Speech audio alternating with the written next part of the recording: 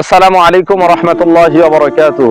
প্রিয় দেশবাসী ও যারা যেখান থেকে আমার ভিডিওটা দেখছেন সকলকে জানাই আন্তরিক মোবারকবাদ ও অভিনন্দন।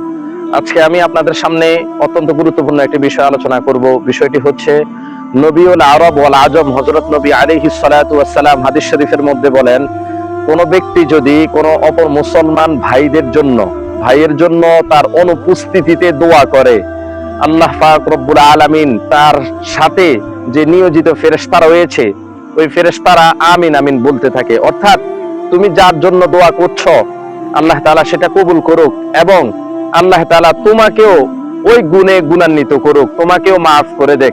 সেটা হলো মুসলিম শরীফের 2732 নম্বর হাদিস। আল্লাহ তাআলা আমাদেরকে প্রত্যেকটা মুসলমানের জন্য, বিশেষ করে আজকে মুসলিম উম্মাহ নির্যাতিত, নিষ্পেষিত, নিপীড়িত, ফিলিস্তিনের মুসলমান, গাজার মুসলমান, বিভিন্ন মুসলমানরা আজকে নির্যাতিত, তাদের জন্য আমাদের করণীয় হচ্ছে দোয়া খায়ের করা। প্রত্যেক নামাজের পরে, নামাজ ব্যতীত এবং সবসময় দোয়া খায়ের করা, নামাজ পড়ে এবং রোজা রাখার মাধ্যমে তাদের জন্য দোয়া করা। আল্লাহ তাআলা আমাদেরকে আমল করার তৌফিক দান করুক, আমিন।